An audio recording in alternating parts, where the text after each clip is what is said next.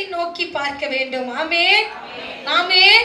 ஆபிரகாமை பார்த்து கர்த்தர் என்ன சொன்னார் சொல்லுங்க பார்க்கலாம்.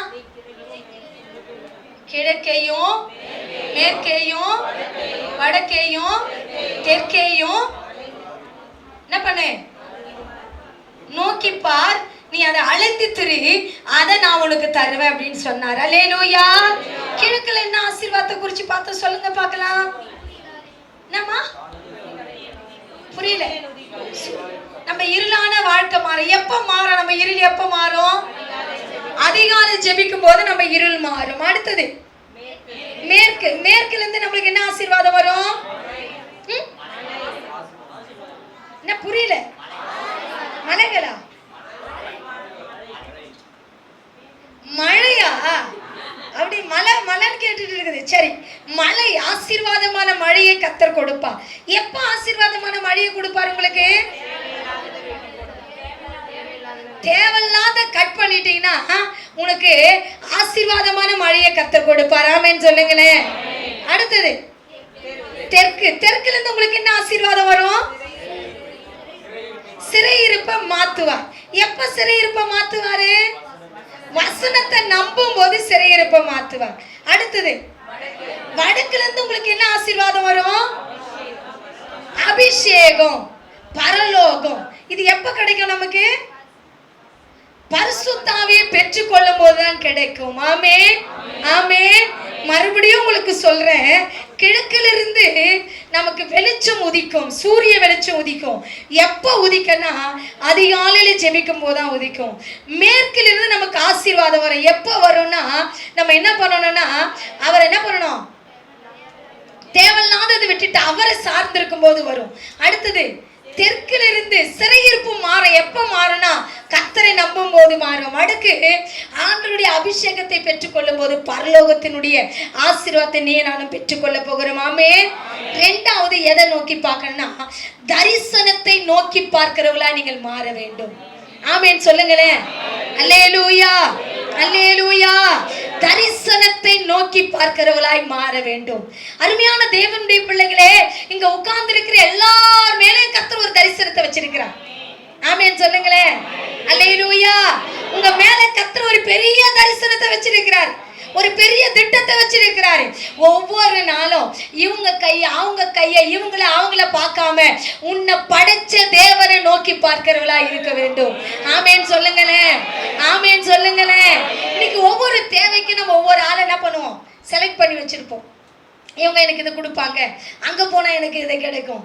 ஆனா நல்ல கிறிஸ்துவன், ரட்சிக்கப்பட்ட கிறிஸ்துவன், அவன் தேவைக்காக கர்த்தரை நோக்கி பார்க்கனவா இருக்க வேண்டும். தரிசனத்தை நோக்கி பார்க்கிறவளா நீ நானும் மாற வேண்டும். ஆமென், ஆமென். அருமையான தேவனுடைய பிள்ளைகளே, இன்னைக்கு இந்த தரிசனத்தை நோக்கி பார்க்கிறதுக்கு 3 பாயிண்ட் தான் இன்னைக்கு பிரசங்கிக்க போறேன். அந்த தரிசனத்தை நம்ம எப்படிலாம் ஆசையா பார்க்கணும்னு சொல்லிட்டு பிலிப்பியரின் புத்தகம் எல்லாம் எடுத்துக்க பார்க்கலாம். பிலிப்பியர் எடுத்து உங்க பக்கம் சொல்லிடுங்கம்மா. 3ஆவது அதிகாரத்தினுடைய பக்கம் சீக்கிரம் எடுத்து சொல்லுங்க. 272 பின்னாடி பக்கம், பின்னாடி பக்கம் எடுங்க பார்க்கலாம். முன்னாடி இல்ல, பின்னாடி. 272 272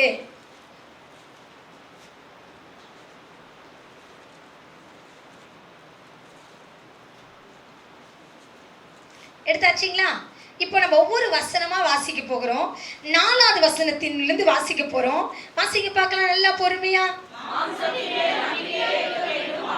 மாம்சத்தின் மேல் நம்பிக்கை வைக்க வேண்டுமானால் நாமும் வைக்கலாம்.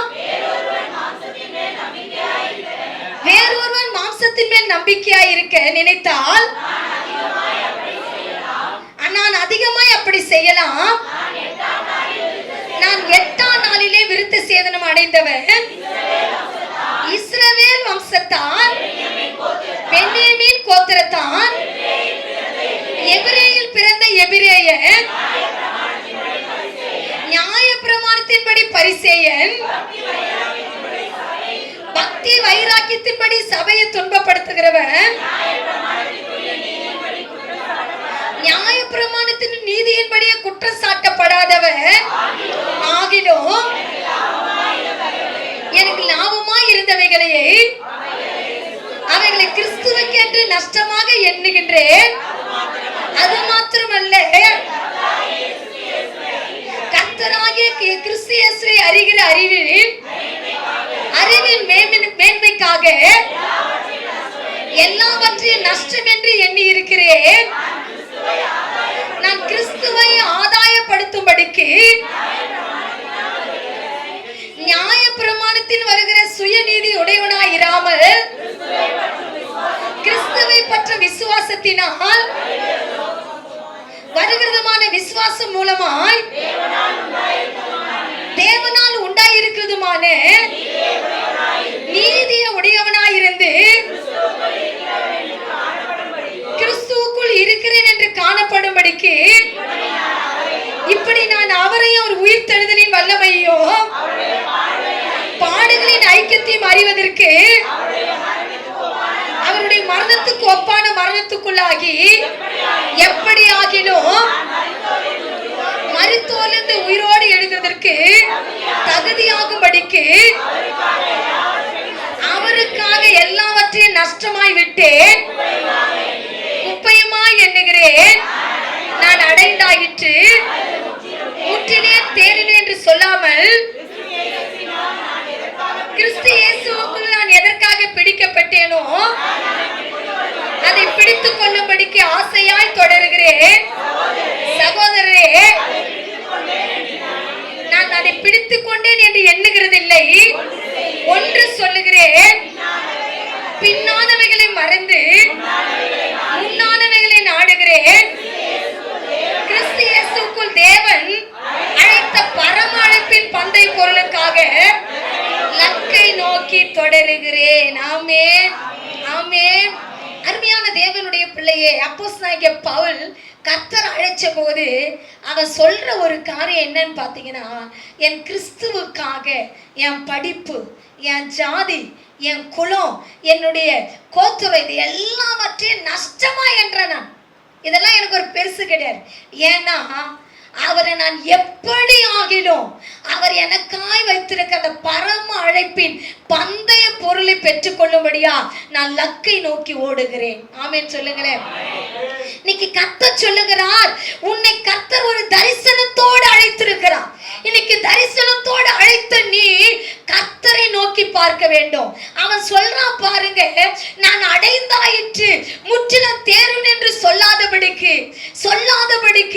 அவர் எனக்கு வைத்திருக்கிற அந்த லக்கை நோக்கி பார்ப்பதற்காக நான் ஓடிக்கொண்டிருக்கிறேன், அவரை பார்த்து கொண்டிருக்கிறேன் என்று சொல்லுகிறார். இன்னைக்கு நீ நானும் கிறிஸ்தவனாய் இருக்கிறபடினாலே, இயேசு உன்னை அழைத்தபடினாலே உன் நோக்கம் எல்லாம் அவரை மட்டும் தான் பார்க்கணும்.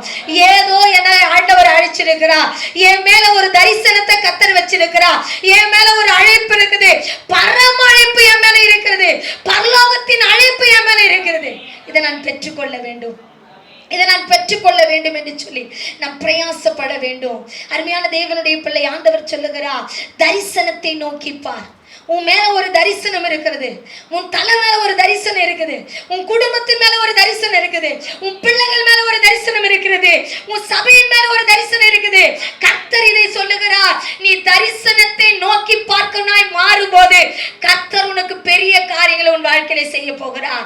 எல்லாம் முழங்கால் படியிட்டு ஆண்டவர்கிட்ட சொல்ல போற, ஆண்டவரே என் மேல ஒரு தரிசனம் இருக்குதுப்பா, என் மேல ஒரு தரிசனம் இருக்குதுப்பா, அந்த தரிசனத்தை நான் நோக்கி பார்க்க வேண்டையா. இந்த செய்தி ஆண்டவரே மத்த செய்தி போல நான் கேட்டுட்டு விட்டு விட கூடாதியா. இந்த செய்தி என் வாழ்க்கையிலே ஆண்டவரே என் மேல வச்சிருக்கிற அழைப்பு, என் மேல வச்சிருக்கிற திட்டம், என் மேல வச்சிருக்கிற நோக்கம், முழங்கால் படியில முன்னதான் எழுந்து நினைக்கும், முழங்கால் படியில முள்ளனா எழுந்து நினைக்கும். இப்ப எழுதிட்டு நிக்காத, நீங்க ஒப்பு கொடுக்கிற நேரத்துல நீங்க ஒப்பு கொடுக்கிற ஆண்டவர் சமூகத்துல ஒப்பு கொடுங்க. ஆண்டவர்கிட்ட எல்லாம், ஆண்டவரே என் மேல வச்சிருக்கிற தேவ திட்டம், என் மேல வச்சிருக்கிற தேவ அழைப்பு, என் மேல வச்சிருக்கிற என் குடும்பத்தின் மேல வச்சிருக்கிற தேவ திட்டம், என் குடும்பத்தின் மேல வச்சிருக்கிற தேவ அழைப்பு நான் இன்னைக்கு கண்டு கொள்ள வேண்டாம் ஆண்டவரே, நான் கண்டுபிடிக்க வேண்டையா. அவன் சொல்லுகிறான், எப்படி ஆகிலும் நான் கிறிஸ்துவை அறிகிற அறிவிலே வளர வேண்டும், எப்படி ஆகிலும் அவர் உயிர்த்தெழுதலை நான் பங்கு பெற வேண்டும், எப்படி ஆகிலும் அவர் உயிர்த்தெழுதலை நான் பங்கு பெற வேண்டும். ஆண்டவரை பார்த்து சொல்லுங்க, எல்லாம் சொல்லுங்க. அப்பா, என் மேல வச்ச தேவ திட்டத்துக்கு என்ன ஒப்பு கொடுக்கிறையா? எல்லா வாயை திறந்து என் மேல வச்ச தேவ திட்டத்துக்கு என்ன ஒப்பு கொடுக்கிறையா? எல்லாம் சொல்லுங்க பார்க்கலாம். என் மேல வச்ச தேவ திட்டத்துக்கு நீங்க நல்லா ஜெபிச்சாதான் நான் பிரசங்கமே பண்ணுவேன். நல்லா ஒப்பு கொடுங்க பார்க்கலாம். நல்ல சத்தமா ஒப்பு கொடுங்க பார்க்கலாம். சத்தமா சொல்லுங்க, என் மேல வச்ச தேவ திட்டம் நிறைவேறட்டும். என் மேல வச்ச தேவ திட்டம் நிறைவேறட்டும். என் மேல வச்ச தரிசனம் நிறைவேறட்டும். எனக்கு ஆண்டவர் கொடுத்த அழைப்பு என் வாழ்க்கையில நிறைவேறட்டும். என் மேல வச்ச தேவ திட்டம், என் மேல வச்ச தேவ திட்டம். எல்லாம் வாயை திறந்து சொல்லுங்க, என் மேல வச்ச தேவ திட்டம், என் மேல வச்ச தேவ திட்டம், என் மேல வச்ச தேவ திட்டம் நிறைவேறணும்பா, நிறைவேறணும்பா, நிறைவேறணும்பா, நிறைவேறணும்பா, நிறைவேறணும்பா. ஹalleluya, ஹalleluya, ஹalleluya, ஹalleluya. என் மேல வச்ச தேவ திட்டம், என் மேல இருக்கிற அழைப்பு, என் மேல இருக்கிற வரம், என் மேல இருக்கிற ஊழிய அழைப்பு, என் குடும்பத்தின் மேல இருக்கிற ஊழிய அழைப்பு, ஓ என் சபை மேல இருக்கிற ஊழிய அழைப்பு, ஓ ரீபாலா பாலா பாலா பாலா என் மேல இருக்குதுப்பா, என் மேல இருக்குதுப்பா. இன்னைக்கு நிறைவேற வேண்டும், நிறைவேற வேண்டும், நிறைவேற வேண்டும்.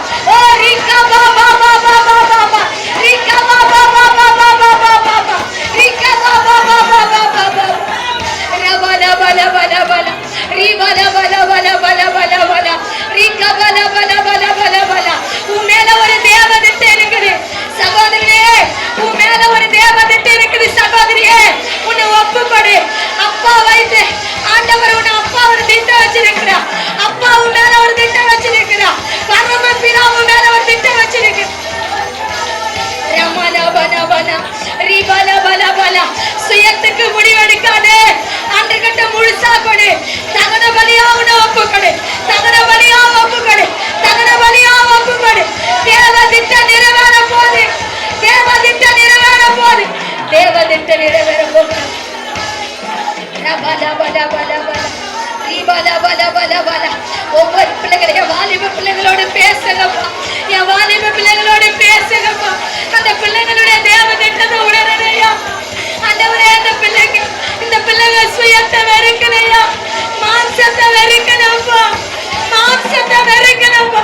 கடவுளுக்காக நிக்கணும்ப்பா. அந்த பிள்ளைகளுக்கு வெளிப்பாடு கொடுங்கப்பா. அந்த பிள்ளைகளுடைய கண்களை திறங்கப்பா, இந்த வேலையில திறங்கப்பா, திறங்கப்பா, திறங்கப்பா. ரீபா பா பா பா ரீகா பா பா பா பா பா ரீகா பா பா பா பா பா. பிள்ளைங்க கண்ணை திறங்கப்பா, திறங்கப்பா, திறங்கப்பா, திறங்கப்பா. ஓ ஆத்மா பாரம், ஓ தரிசனம். ரீகா பா பா பா ரீபால பல பல. தேவ திட்டம் நிறைவேறு, தேவ திட்டம் நிறைவேறு, தேவ திட்டம் நிறைவேறு, தேவ திட்டம் நிறைவேறு, தேவ திட்டம் நிறைவேறும். ஆண்டவரே, என் சபை மேல ஒரு தேவ திட்டம் இருக்குப்பா, என் சபை மேல ஒரு தேவ அழைப்பு இருக்குதுப்பா, ஒரு தரிசனம் இருக்குது ஆண்டவர். வர ஊழியக்காரர் சொல்றாங்க, இந்த சபை மூலமா எழுப்புதல் வரப்போகுது. ஆனா எந்த அறிகுறியும் இல்லப்பா. இன்னைக்கு என் சபை மேல தேவ திட்டம் நிறைவேறும். என் பிள்ளைங்க எழுப்பட்டையா, என் பிள்ளைங்க எழுப்பட்டையா, உங்க காரியத்துல எழுப்பட்டையா, உங்க காரியத்துல எழுப்பட்டையா. இந்த பிள்ளைங்களுக்குள்ள இருக்கிற சோர்வு மாறட்டையா. நீங்க ஏதோ ஒரு நோக்கத்துக்கு அழைச்சிங்க உணரட்டு. இந்த பிள்ளைங்களுக்குள்ள இருக்கிற கடின இருதயம் மாறட்டு.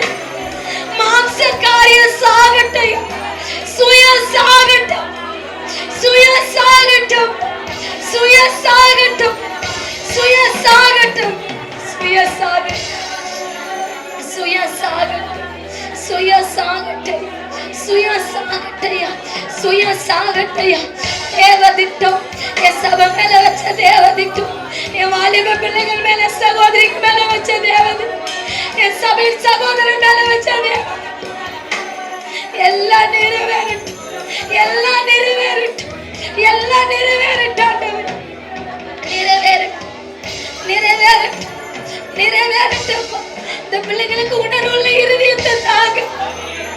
உலகத்தை முழுவதும் ஆதாயப்படுத்தினோம், ஆத்துமாவை நஷ்டப்படுத்தினால் லாபம் என்னப்பா? இந்த ஆத்துமாவை காத்து கொள்ளுகிறேன் ஒரு அழைப்பு இந்த பிள்ளைகளுக்கு தாங்க. இந்த கரம் இருக்கட்டும். ஆண்டவரே நீர் பேசு, நாங்க கேட்கிறோம் இயேசுவின் நாமத்தில் பிதாவே. தேவன் பெரிய காரியங்களை செய்ய போற கரங்களை தட்டி கர்த்தரை ஸ்தோத்திரம் பண்ணுவோம்.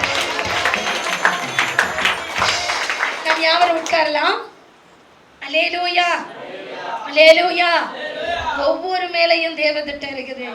நீ எப்ப அதை ஃபீல் பண்ணி உணர்றியோ அப்பதான் உன் வாழ்க்கையில மாற்றம் வரும். வேதத்துல சொல்லப்பட்டிருக்குது. ஆண்டவர் பாத்தீங்கன்னா லூக்கா எழுதின சுவிசேஷத்துல 3 கதையை சொல்லியிருப்பார். 1 காணாம போன 100 ஆடு. இது பிரசங்கம் இல்லை, நீங்க கேளுங்க. காணாம போன 100 ஆடு, காணாம போன ஒரு ஆடு. 99 ஆடு இருக்குது, ஒரு ஆடு காணாம போச்சு. என்ன பண்ணார் மேய்ப்பன்? தேடி போனார். என்ன பண்ணாரு? தேடி போனார். அடுத்தது காணாம போச்சு ஒரு வெள்ளிக்காசு. என்ன பண்ண அந்த ஸ்திரீ? பெருக்கி தேடி கண்டுபிடிச்சா. அடுத்தது 3வது அதில் ஒன்று போட்டுக்குது, காணாம போன இளைய குமார், தகப்பனை விட்டு போன இளைய குமார். இந்த இளைய குமாரன் காணாம போனா, ஆனா கடவுள் அவனை தேடி போகவே இல்லையே தகப்பன். ஏன்னா தகப்பன் அன்பு அவனுக்கு தெரியும், தகப்பன் அவனுக்காக பட்ட தியாகம் அவனுக்கு தெரியும், தகப்பன் அவனுக்காக வைத்திருந்த எல்லா பொக்கிஷம் அவனுக்கு தெரியும், தகப்பன் அவனுக்காக சேர்த்து வைத்திருந்த சொத்து அவனுக்கு தெரியும். எல்லாம் தெரிஞ்சு போனதுனால அவங்க தகப்பன் அவனை தேடி போல அந்த மகன் வருவான் என்று காத்து கொண்டிருந்தார். இன்னைக்கு கர்த்தர் உங்களை பார்த்து அதுதான் சொல்றார். அவர் உன்னை தேடி வர மாட்டார். ரட்சிக்கப்பட்ட பிள்ளைகளை நீ எப்போ மனம் திரும்புறியோ அது வரைக்கும் உன்னை பார்த்து கொண்டிருப்பார், காத்து கொண்டிருப்பார். அவர் கண்கள் உன்னை பார்த்து கொண்டே இருக்கும். அவர் கண்கள் உன்னை பார்த்து கொண்டே இருக்கும். எப்ப வருவேன், எப்ப கிட்ட வருவேன், எப்ப கிட்ட வருவேன் பார்த்துக்கிட்டே இருக்கும். நீ கிட்ட வந்துட்டீனா உன்னை கட்டி அணைச்சு முத்தம் செய்து நீ இழந்ததெல்லாம் கர்த்தர் உனக்கு திரும்ப கொடுப்பான். அததான் கர்த்தர் இன்னைக்கு உங்கள பேசுறான். நீ கிட்ட வந்துட்டா போதும், உன்னை கட்டி அணைக்கிற ஒரு கரை இருக்குது, நீ இழந்ததை திரும்ப கொடுக்கிற ஒரு கரை இருக்குது. அதனால உன் வாழ்க்கையில ஒரு மாற்றம் வரணும். மாற்றம் வரும்போது பெரிய காரியங்களை கர்த்தர் உன் வாழ்க்கையில செய்வார். ஆமென், ஆமென். இன்னைக்கு அக்கா சொல்றாங்க தரிசனத்தை நோக்கி பாரு. எனக்கு என்ன தரிசனம்னே தெரியலையே. இதைதான் இன்னைக்கு சொல்ல போறேன். முதல்ல என்ன பண்ணணும் அப்படின்னா, தரிசனம் உள்ள இடத்தை நீ கண்டுபிடிக்க வேண்டும்.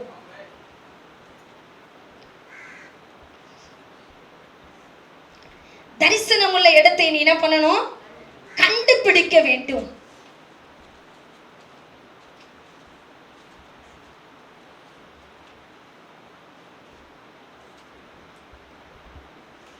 ஆதியாகமம் 22ஆம் அதிகாரம்.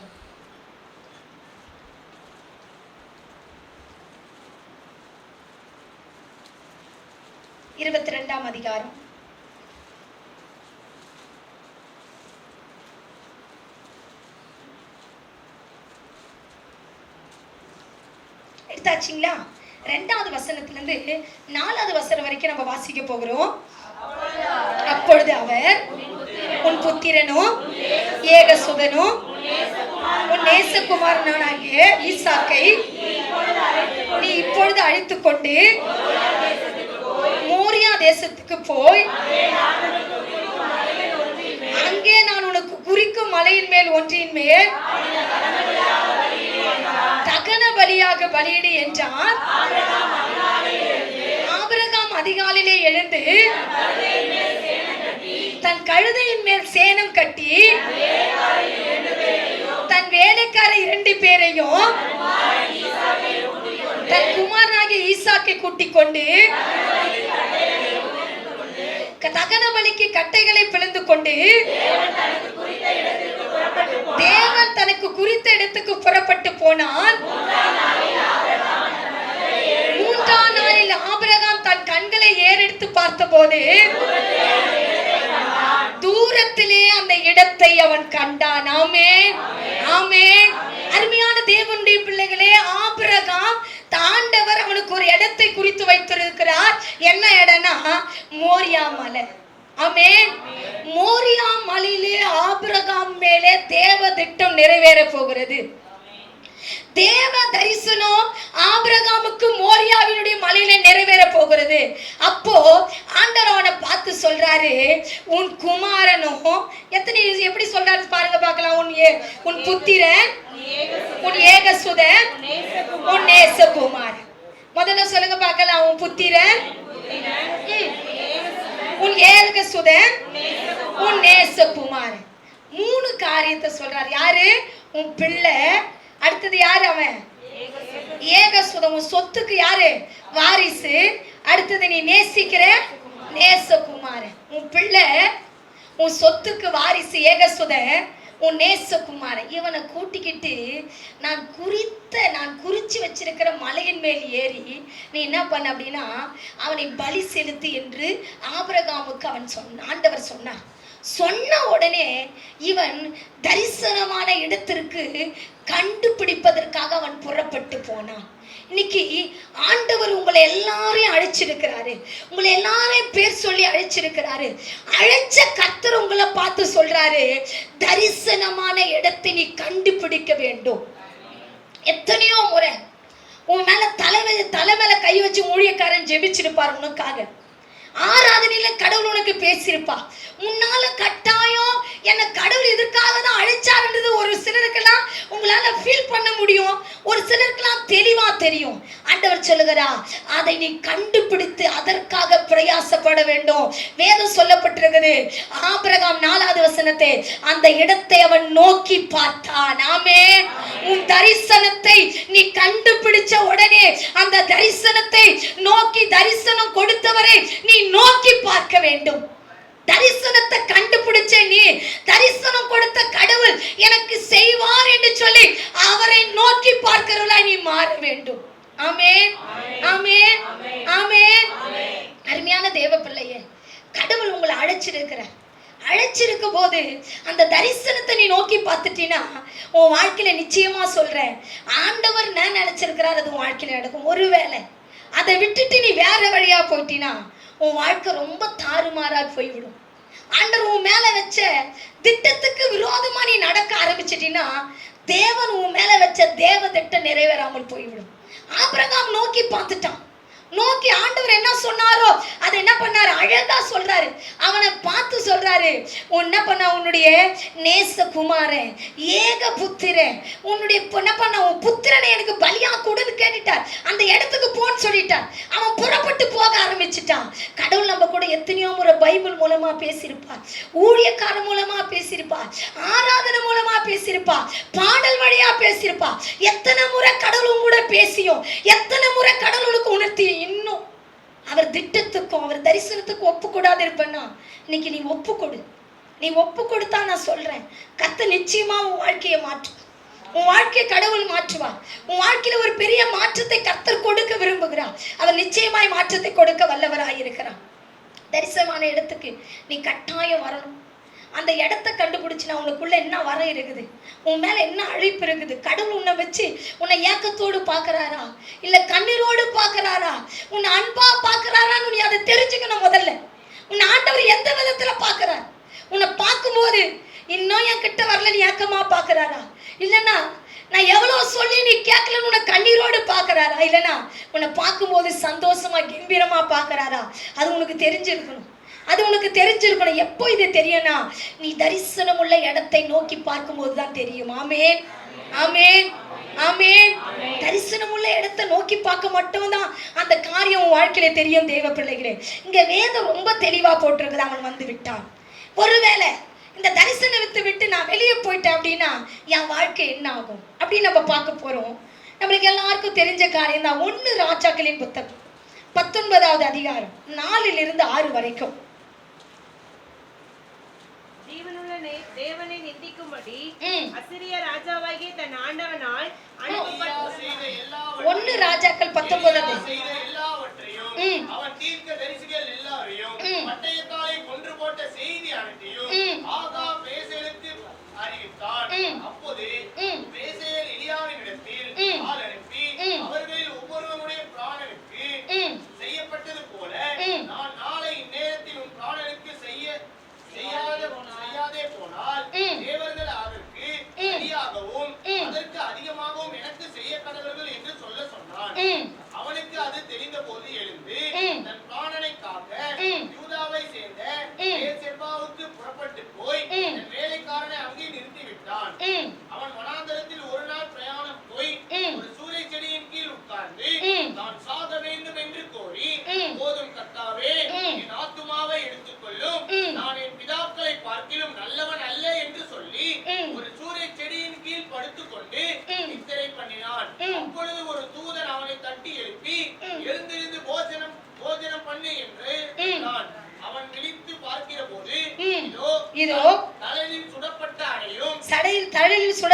சடையும் ஒரு பாத்திரத்தில் தண்ணீரும் அவன் தலைமாட்டில் இருந்தது. ஒரு பாத்திரத்தில் தண்ணீர் அவன் தலைமாட்டில் இருந்தது. அப்பொழுது அவன் அப்பொழுது அவன் புசித்து குடித்து திரும்ப படுத்துக் கொண்டான். புசித்து குடித்து திரும்ப படுத்துக் கொண்டான். ஆமென். இந்த எலியாவை குறிச்சு பாத்தீங்கன்னா வானத்துல இருந்து அக்கினியை இறங்கினாரு, வானத்துக்கு அக்கினி அனுப்புனாரு. நிறைய காரியத்தை எலியா செஞ்சார், நமக்கு நல்லா தெரியும். இந்த எலியா அவன் மேல கர்த்தர் ஒரு தேவ திட்டத்தை வச்சிருந்தார். ஒரு ராஜாவை அபிஷேகம் பண்ண வேண்டும், ஒரு தீர்க்கதரிசி எழுப்ப வேண்டும் என்று சொல்லி. ஆனா அந்த தரிசனத்தை விட்டு அவன் சூரச்செடியின் கீழ் படுத்துக் கொண்டான். தேவதூதன் அவர் தட்டி எழுப்புறாரு, நீ போக வேண்டிய பிரயாணம் வெகு தூரம்ன்றாரு. ஆனாலும் வேதம் சொல்லப்பட்டிருக்குது, அவன் என்ன பண்ணானா, அந்த தழையில சுடப்பட்ட அடையை சாப்பிட்டு 40 நாள் அந்த பெலனோடு கூட நடந்து போனான். ஆண்டவர் சொல்றத அவன் காது கொடுத்து கூட கேட்கல. 13வது வசனம் வாசிப்பா. அதை எலியா கேட்டபோது தன் சால்வையினால் தன் முகத்தை மூடிக்கொண்டு வெளியே வந்து கெபியின் வாசலில் நின்றான். அப்பொழுது இதோ எலியாவே, இங்கே உனக்கு என்ன காரியம் என்கிற சத்தம் அவனுக்கு உண்டாயிற்று. ஆமென் சொல்லுங்களே. நல்லா கவனிங்க. ஆண்டவர் சொன்ன இடத்தை விட்டுட்டு சொல்லாத இடத்துக்கு அவன் போனபடினாலே, தரிசனத்து பூமியை விட்டுட்டு தரிசனம் இல்லாத இடத்துக்கு அவன் போனபடினாலே கர்த்தர் அவனை பார்த்து கேட்டார், எலியாவே உனக்கு இங்க என்ன வேலை என்று கேட்டார். அதுக்கு அவன் சொல்றான், நான் உத்தவனா நடந்தேன், இப்படி நடந்தேன், அப்படி நடந்தேன்னு சொன்னான். நான் ஒருவன் மாத்திரம்தான் மீதியா இருக்கிறேன்னு சொன்னான். அவன் மேல வச்சிருந்த அழைப்பை வேறொரு கையில கர்த்தர் கொடுத்தார். இன்னைக்கு தரிசனம் தெரிந்திருந்தோம், உன் அழைப்பு தெரிந்திருந்தோம், அதை நீ அசட்ட பண்ணினா உங்ககிட்ட இருக்கிறத எடுத்து மத்தவங்க கிட்ட கொடுத்து அவர் எடுத்து அதை பயன்படுத்த வல்லவராய் இருக்கிறார். ஆமென், ஆமென், ஆமென். அன்று அவங்க கூட பேசுறார். உணரலாம உணரவே இல்லை. ஆனாலும் உங்க வேதம் தெளிவா போட்டு இருக்கிறது, தரிசனத்தை கர்த்தர் மாற்றி போட்டார் என்று சொல்லி. இன்னைக்கு தரிசன பூமி உனக்கு தெரிஞ்சிருந்தோம், தரிசனமான இடம் உனக்கு தெரிந்திருந்தோம், தரிசனமான வாக்குத்தத்தம் உனக்கு தெரிஞ்சிருந்தோம், தரிசனமான அழைப்பு உனக்கு தெரிஞ்சிருந்தோம். அதை அசட்ட பண்ணினா அவனுடைய அழைப்பு வேறு இடத்துல போய்விடும். ஆமென். நமக்கு இன்னொரு காரியம் தெரியும். 2 சாமுவேலின் புத்தகம் 12வது அதிகாரம் நான் உங்களுக்கு சொல்லிடுறேன். 2 சாமுவேல் புத்தகம் 12வது அதிகாரம் 7-8 வாசிக்கப்பா. நாத்தான் தாவீதை நோக்கி, நீயே அந்த மனுஷன், இஸ்ரவேலின் தேவனாகிய கர்த்தர் சொல்லுகிறது என்னவென்றால், ராஜாவாக அபிஷேகம் பண்ணி சவுலின் கைக்கு தப்புவித்து ஆண்டவனுடைய வீட்டை உனக்கு கொடுத்து ஆண்டவருடைய ஸ்திரீகளை உன் மடியிலே தந்து இஸ்ரவேல் வம்சத்தையும் யூதா வம்சத்தையும் உனக்கு கையளித்தேன். இது போதாதிருந்தால் உனக்கு வேண்டியதை தருவேன் செய்து அவருடைய வார்த்தையை நீ அசட்டை பண்ணினது என்ன? ஏத்தியனாகிய உரியாவை நீ பட்டயத்தினால் மடிவித்து அவன் மனைவியை உனக்கு மனைவியாக எடுத்துக்கொண்டு அம்மோன் புத்திரனுடைய பட்டயத்தாலே கொன்று போட்டாய். போதுங்க. ஆண்டவர் அழகா சொல்றாரு, ஆடு மேய்ச்சி கிடந்த உன்னை ஒரு ராஜாவாக்கி ஒரு ஸ்தானத்துல வச்சு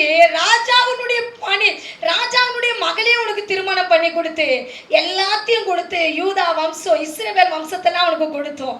நீ தேவனுக்கு விரோதமாய் செய்த இந்த பாவத்தினாலே தேவனுடைய கோபம், ஆண்டவருடைய கோபம் தாவீதின் மேல் வந்தது. இன்னைக்கு கர்த்தர் உனக்கு ஊழிய அழைப்பை கொடுத்தோம், ஊழிய திட்டத்தை கொடுத்தோம். அதை விட்டுட்டு தேவையில்லாத வேலையை செஞ்சு, தேவையில்லாத காரியத்தை செஞ்சு, தேவையில்லாத மறைமுகமா தேவையில்லாத பாவத்தை செஞ்சினா தேவனுடைய கோபாக்கினை உன்மேல் வந்து இறங்கும். ஆமென் சொல்லுங்களேன். ஆமென், ஆமென். யாருக்கு நம்ம மறைவா கூட செஞ்சிடலாம், கடவுளுக்கு மறைவா நம்ம எதையுமே செய்ய முடியாது. அவர் நியாயத்திலே கொண்டு வந்து நிறுத்துவார்.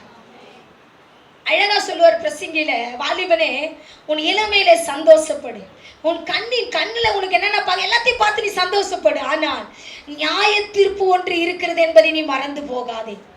ஒரு நியாய தீர்ப்பு இருக்கிறது, கடவுள் வருவார், கடவுள் உன்னை பார்ப்பார் என்பதை என்ன பண்ணக்கூடாது, நீ என்னைக்குமே மறக்க கூடாது என்பதை கர்த்தர் இன்னைக்கு தாவீதுக்கு சொல்றார். உனக்கு ஆண்டவர் சொல்லுகிறார். இன்னைக்கு கர்த்தர் உங்ககிட்ட பேசுறாரு. தரிசனமான இடத்தை நீ கட்டாயம் கண்டுபிடிக்கணும். நீ கண்டுபிடிச்சாதான் அந்த தரிசனத்துல உன்னால நிற்க முடியும். ஒருவேளை என் மேல கடவுள் என்ன அழைப்பு வச்சிருக்கான்னு உனக்கு தெரிஞ்சிருக்கலாம். நீ அழைப்பு தெரிஞ்சவங்க செய்ய வேண்டிய காரியம், எப்படி ஆபிரகாம் அழைப்பின் இடத்தை வந்தபோது நோக்கி பார்த்தானோ அப்படியா நீ கடவுளை நோக்கி பார்க்கணும். எப்படி பார்க்கணும்? கடவுளை நோக்கி பார்க்கணும். நீ அவரை நோக்கி பார்த்தீங்கன்னா நிச்சயமா சொல்றேன், அவர் உனக்கு பெரிய காரியங்களை செய்ய வல்லவராய் இருக்கிறார். ஆமென், ஆமென், ஆமென், ஆமென். அவர் அழைப்பு உங்களோட இருந்தா பெரிய காரியங்களை உன் வாழ்க்கையில செய்வார். முதல்ல தரிசனமான இடத்தை நீ கண்டுபிடிக்க வேண்டும். உன் மேல கர்த்தர் ஒரு தரிசனம் வச்சிருக்கிறார். ஒருவேளை நீ ஒன்னுத்துக்கு உபயோகம் இல்லாதவனா இருந்தா கூட அவர் வச்சிருக்கிற தரிசனம் வாழ்க்கையில நிறைவேறும், நிறைவேறும், நிறைவேறும். அதனால ஆண்டவர்கிட்ட சொல்லுங்க, ஆண்டவரே நான் ஆபிரகாமை போல, ஆபிரகாம் பாருங்க இந்த தரிசனமான இடத்துக்கு வர்றதுக்கு தான் பிள்ளையே தியாகம் பண்ணுகிற நிலைக்கு அவன் வந்தான். இந்த தரிசனமான இடத்துக்கு வரும்போது நீ 3 பொருளை விடணும். ஒண்ணு பாத்தீங்கன்னா கண்களின் இச்சை, மாம்சத்தின் இச்சை, ஜீவனத்தின் பெருமையை விடணும். தரிசனமான இடத்தை நீ கண்டுபிடிக்கணும்னா கண்களின் இச்சை, மாம்சத்தின் இச்சை, ஜீவனத்தின் பெருமை. எல்லாம் சொல்லுங்க பார்க்கலாம். கண்களின் இச்சை, மாம்சத்தின் இச்சை, ஜீவனத்தின் பெருமை. இதை விட்டாதான் தரிசனமான இடத்துக்கு உன்னால வர முடியும். அப்பதான் வர முடியும். வந்து அப்பதான் என்ன பண்ண முடியும்? கர்த்தரை நோக்கி பார்க்க முடியும். அல்லேலூயா, அல்லேலூயா, அல்லேலூயா, அல்லேலூயா. தரிசனமான இடத்தை நீ கண்டுபிடிக்க வேண்டும். நம்ம எல்லாம் ஆண்டவரை பார்த்து சொல்ல, ஆண்டவரே என் மேல உங்க அழைப்பு இருக்குது ஆண்டவரே, அந்த தரிசனமான இடத்தை இன்னைக்கு எனக்கு காட்டுங்க ஆண்டவர்னு சொல்லிட்டு எல்லாம் கண்ணை மூடி ஆண்டவரை பார்த்து சொல்லும். அல்லேலூயா. அழைத்தவர் நீரோ உண்மையுள்ளவர், என்னை உயர்த்தி வைக்கும் மேன்மையால் திட்டம் கொண்டவர், என்ன வந்தாலும் ஏது வந்தாலும் தொடர செய்பவர், நான் என்றென்றும் சார்ந்திருக்கும் தகுதியுள்ளவர். அழைத்தவர் நீரோ, கண்களை மூடி ஆண்டவர் கேட்ட திட்டம் கொண்டவர், என்ன வந்தாலும் ஏது வந்தாலும் நான் என்றென்றும் சார்ந்திருக்கும் தகுதியுள்ளவர். உம்மை நம்பிடுவேன், உம்மை பின்தொடர்வேன், இறுதி வரை உம்மை சேவிப்பேன். உம்மை நம்பிடுவேன், உம்மை பின்தொடர்வேன், உம்மை சேவிப்பேன். உங்கள் அழைப்பு இருந்ததால் நான் அழிந்து போகவில்லை, உங்கள் அன்பு இருந்ததால் நான் கைவிடப்படல, உங்க கிருபை என்ன காப்பதால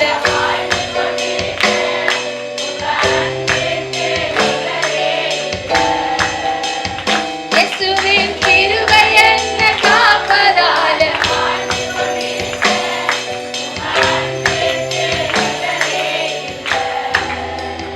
நம்ம ஜெபிக்கலாம். எங்களை நேசிக்கிறவரே, நல்ல வேலைக்காக நன்றி அப்பா. ஆண்டவரே நானும் என் சபை மக்களும் தரிசனமான இடத்தை கண்டுபிடிக்கலையா, கண்டுபிடிக்கிறது மட்டும் இல்லப்பா, அதை நோக்கி பார்க்கிறவர்களாய் நாங்கள் மாற வேண்டும், நோக்கி பார்க்கிறவர்களாய் மாற வேண்டும்.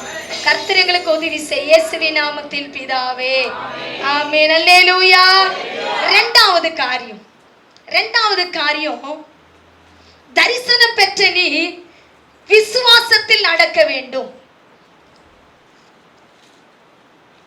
தரிசனம் பெற்ற நீ, சரியா உட்கார். தரிசனம் பெற்ற நீ விசுவாசத்தில் நடக்க வேண்டும். நிறைய பேர் என்ன பண்ணுவாங்கன்னா ஒரு பிரசங்கத்தை கேட்டு உற்சாகத்துல ஒப்பு கொடுத்துருவாங்க. பாடு பிரச்சனை வரும்போது விட்டுட்டு ஓடிடுவாங்க. பாடு பிரச்சனை, ஐயோ இந்த கிறிஸ்துவ வாழ்க்கையே வேணாம், நிறைய பாடு வருது, பிரச்சனை வருது. இதை விட ஊழியெல்லாம் ரொம்ப பாடு. ஒன்று நம்மளை நல்லவன் சொல்லணும், ஒன்று நம்மளை கெட்டதுன்னு சொல்லணும், ஒன்று நம்மளை பின்னாடி பேசும், முன்னாடியே நம்மளை காரி தூப்போம். இதெல்லாம் சகிச்சாதான் ஊழியம் செய்ய முடியும். இதெல்லாம் சகிச்சாதான் என்ன பண்ண முடியும்? ஊழியம் செய்ய முடியும். ஊழியெல்லாம் ரொம்ப பாடு. இதிலெல்லாம் பார்த்தீங்கன்னா நம்முடைய எல்லாத்தையும் அவர் கையில கொடுத்தா மட்டும்தான் சரியா ஊழியம் செய்ய முடியும். ஊழியத்துல கடவுள் எதிர்பார்க்கிறதே பரிசுத்தம் தான்.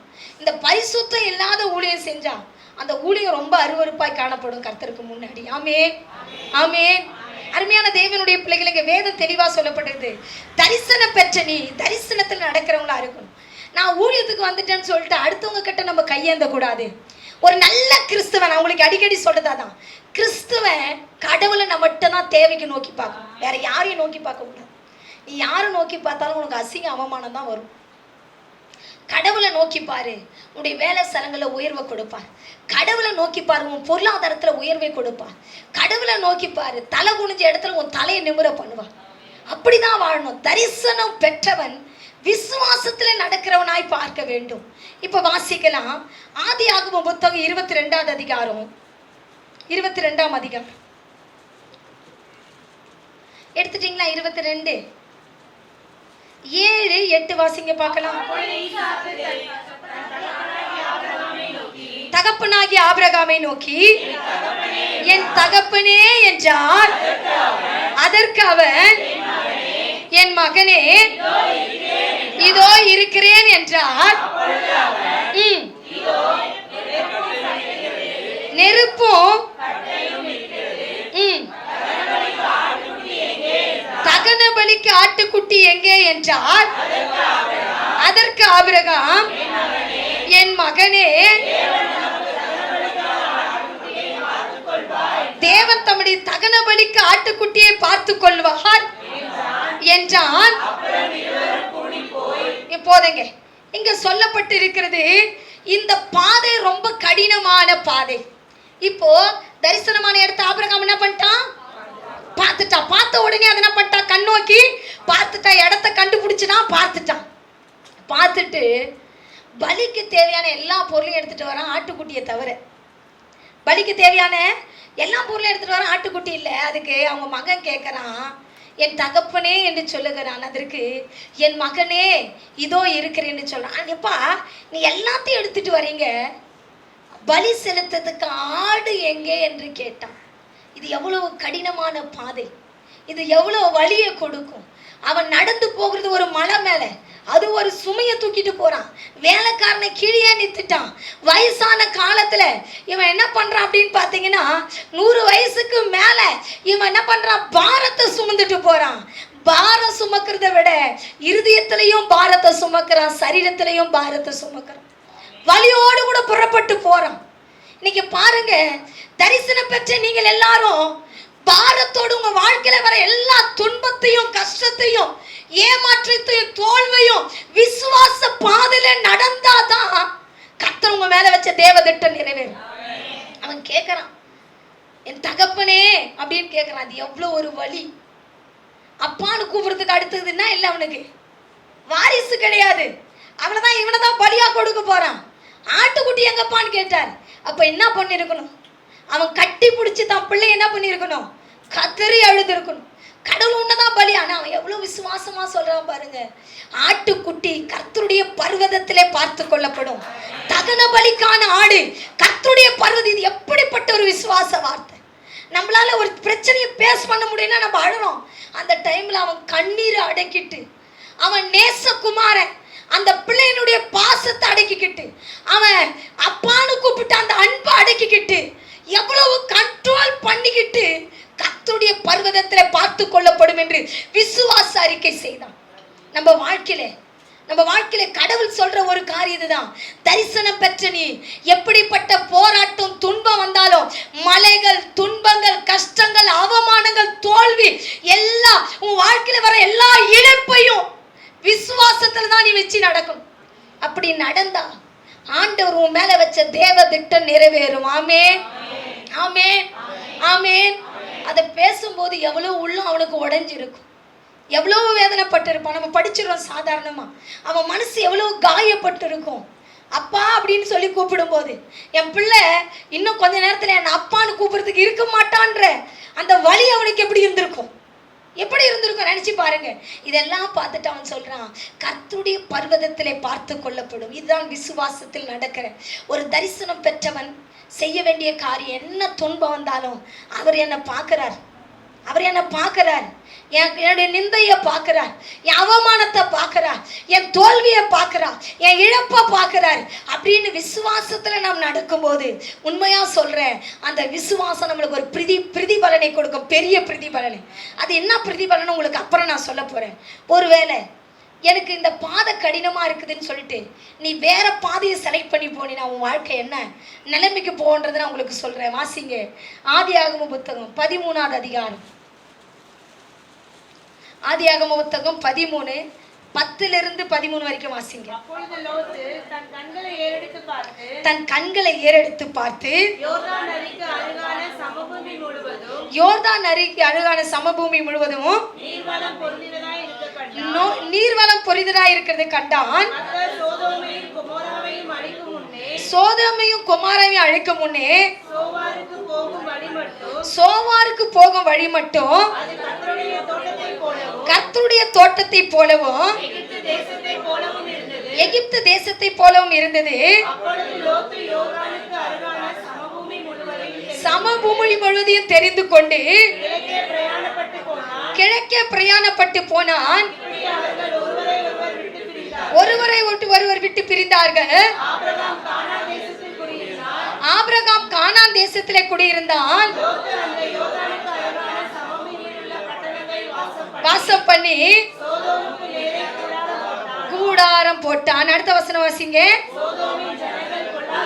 சோதோமின் ஜனங்கள் பொல்லாதவர்களும் மகா பாவிகளுமாய் இருந்தாங்க. ஆமென் சொல்லுங்களேன். இங்க பாக்குறோம், லோத்துவும் நோக்கி பார்த்தான். லோத்து என்ன பண்ணா? நோக்கி பார்த்தான். தம் பிள்ளைங்களை போஷிக்கிறதுக்கு, தன் மனைவி தன்னுடைய ஆடு மாடுகளை போஷிக்கிறதுக்கு லோத்து என்ன பண்ணா? நோக்கி பார்த்தான். அந்த நோக்கி பார்த்தது அவன் கண்ணுக்கு முன்னாடி செழிப்பா தெரிஞ்சிச்சான். எப்படி தெரிஞ்சிச்சான்? செழிப்பா தெரிஞ்சுதான். செழிப்பான இடத்த அவன் கண்டுபிடிச்சி, இது கர்த்தருடைய தோட்டம், இதுதான், இந்த வழியா போனா நான் நல்லா இருப்பேன், இந்த வழியா போனா எனக்கு நல்ல சம்பளம் கிடைக்கும், இந்த வழியா போனா என் வாழ்க்கை நல்லா இருக்கும் அப்படின்னு சொல்லிட்டு அவன் என்ன பண்ணிட்டான்னா, அவன் தப்பான இடத்தை நோக்கி பார்த்தான். தப்பானதை செலக்ட் பண்ணிட்டான்.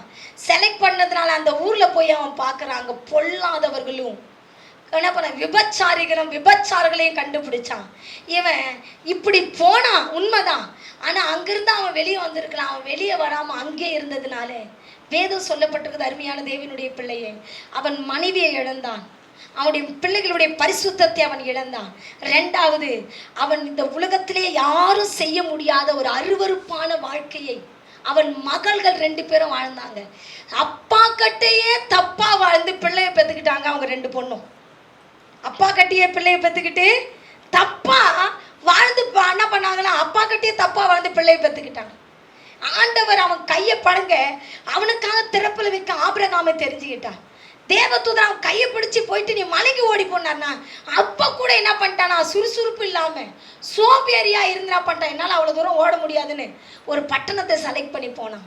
போனதுனால வேதம் சொல்லப்பட்டிருக்குது, தப்பான வாழ்க்கை பிள்ளைகள் அவனோடு கூட வாழ்ந்ததுனால ரெண்டு பெண் பிள்ளைகள் 2 பிள்ளைகளை பார்த்தாங்க. வேதம் சொல்லப்படுது, அம்மோன் புத்திரர் மோவா புத்திரர். ஆமா, வேதத்துல சொல்லப்பட்டிருக்குது, அந்த 2 சந்ததிக்கும் கர்த்தர் சொன்னார், 10 தலைமுறை வரைக்கும் இவர்கள் தேவாலயத்திலே கால் வைக்க கூடாது என்று. ஒரு தலைமுறை 40 வருஷம், 10 தலைமுறை எத்தனை வருஷம்? 400 வருஷம் இந்த தலைமுறை தேவாலயத்துக்குள் வரக்கூடாது என்று சொல்லி கர்த்தர் அவங்களுக்கு ஒரு சட்ட திட்டத்தை போட்டார். இன்ன வரைக்கும் அம்மோன் புத்திரர் தேவனுக்கு விரோதமாய் நின்று கொண்டிருக்கிறாங்க. இன்னைக்கு தப்பான இடத்தை நீ செலக்ட் பண்ணி, எனக்கு பாடு வருது, எனக்கு கஷ்டம் வருதுன்னுட்டு தரிசனம் தெரிஞ்சோம் உன் ரூட்டு தப்பா போயிடுச்சுன்னா கடைசி வரைக்கும் சாபம் உன் தலை மேல இருந்து கொண்டே தான் இருக்கும். அது மாறவே மாறாது. 10 தலைமுறை வரைக்கும் லோத்துவினுடைய பிள்ளைகள் மேல சாபம் வந்து இறங்கிச்சு. தரிசனம் பெற்று தரிசனம் தெரிஞ்சோம் இன்னைக்கு உன் ரூட்டு வேற வழியா போயிடுச்சுன்னா, கடவுளுக்கு விரோதமா உன் ரூட்டு போயிடுச்சுன்னா, கடவுளை விட்டு உன் ரூட்டு வேற மாதிரி போயிடுச்சுன்னா சாபம் உன் தலைமுறை வரை வந்துடும். இதுல நீ ஜாக்கிரதையா இருக்க வேண்டும். ஆமே. பாடு வந்தாலும், பிரச்சனை வந்தாலும், கண்ணீர் வந்தாலும், அவமானம் வந்தாலும், இழைப்பு வந்தாலும் கடவுளுக்காக நிக்கணும். கடவுளுக்காக நிக்கணும். கடவுளுக்காக நின்னா உன் மூலமா கர்த்தர் ஒரு பெரிய காரியங்களை செய்வார். ஆமென் சொல்லுங்களேன். அல்லேலூயா, அல்லேலூயா, அல்லேலூயா. இன்னைக்கு கர்த்தர் உங்களை பார்த்து அதுதான் பேசுகிறேன். இந்த லோத்து கட்ட நம்ம நிறைய கத்துக்கணும். ஒண்ணு, லோத்து அந்த ஊருக்கு போனவனே அவன் நீதிமானா இருந்தான்னு பைபிள்ல போட்டிருக்கு. இவன் போனவன் நீதிமான் தான். இவன் போனவன் இது நம்ம தப்பான ரூட்டுக்கு வந்துட்டோன்னு சொல்லிட்டு முதல்ல எழுந்து தன் மனைவியும் பிள்ளையும் கூட்டிட்டு அவன் போயிருக்கணும். போல. ரெண்டாவது பார்த்தீங்கன்னா தன் பெண் பிள்ளைகளை பரிசுத்தமா காக்கணும்னு அவன் எப்போ பார்த்தாலும் கண்ணோக்கமா இருந்தான். ஆனா சரித்திரம் சொல்லப்பட்டது அவன் பெண் பிள்ளைகளை என்ன பண்ணாங்களாம், கற்பை இழந்தாங்கன்னு சரித்திரம் சொல்லப்பட்டிருக்குது. அடுத்தது பார்த்தீங்கன்னா ஆண்டவர் அவனை கைப்பிடிச்சு கூட்டிட்டு வர்றார். இவன் ஆண்டவர் சொன்ன இடத்துக்கு போயிருந்தான் அவன் பெண் பிள்ளைகள் இப்படி தப்பான வழிக்கு போயிருக்க மாட்டான். அங்கேயும் சோம்பேறித்தனம் பட்டு அவன் செலக்ட் பண்ண இடத்துக்கு போனான். அதனால தான் அவன் பெரிய இழப்பை சந்திச்சான். இன்னைக்கு கர்த்தர் சொல்றார், நீ செலக்ட் பண்ற ஆணா இருக்கட்டும், பெண்ணா இருக்கட்டும், வேலையா இருக்கட்டும், குடும்பமா இருக்கட்டும், தேவையில்லாத காரியத்தை நீ செலக்ட் பண்ணிட்டீனா உன் வாழ்க்கையில சாபம் வந்து தங்கும். இது யாரால மாற்ற முடியாது. இது உண்மை. இது யாராலையும் மாற்ற முடியாது. இதுதான் கர்த்தர் சொல்லுகிறார். நீங்க நல்லா தெரிஞ்சுக்கணும். நீ செலக்ட் பண்றது தேவனுக்கு பிரியமில்லை என்று சொன்னால் உன் வாழ்க்கையிலே சாபம் வந்து தங்கும். இந்த சாபம் உன் தலைமுறையாக பின்தொடர்ந்து கொண்டே வரும். இது மாற்று கருத்தே இல்லை. ஒரு சின்ன எடுத்துக்காட்டு உங்களுக்கு நான் சொல்றேன். என்னன்னு பார்த்தீங்கன்னா, இப்போ ஒருத்தவங்களுக்கு லவ் மேரேஜ்னு வச்சுங்களேன். ஒரு அப்பா அம்மா லவ் பண்ணி கட்டிக்கிட்டான்னு வச்சுங்க, இந்த பாவம் உன் பிள்ளைகளையும் தொடரும். தெரியுமா உங்களுக்கு? இது உங்க பிள்ளைகளுக்கும் அந்த குணாதிசயம் வரும். இதை இந்த உன் பிள்ளை மேற்கொள்ளனா நீ செபிக்கணும். உன் பாவத்தை அறிக்கை செய்து நீ செய்யும் போது உன் தாய் தகப்பன் எவ்வளவு ஃபீல் பண்ணியிருப்பாங்களோ அதே ஃபீல் உனக்கு கடவுள் கொடுப்பார். அதை மேற்கொள்ளணும்னா நீ என்ன பண்ணணும், உன்னை ஒப்பு கொடுத்து உன் பிள்ளைகளை தேவனிடத்துல ஒப்பு கொடுத்து செபிக்கணும். இது ஒரு சிம்பிள் சத்தியம், சிம்பிள் காரியம். இதுதான். இதுல இது மாதிரி நம்ம வாழ்க்கையில நம்ம எதை செய்யறோமோ அதை நம்மளை பின்தொடர்ந்து கொண்டே வரும். அதனால எதுவாக இருந்தாலும் தரிசன பூமியை நீ பார்த்திருக்கிற தரிசனம் உள்ள இடம் என்பது முதல்ல உன் மேல வச்சிருக்கிற தேவ திட்டம். ரெண்டாவது சபை. நீ தரிசனம் உள்ள சபைக்கு வந்தோம்.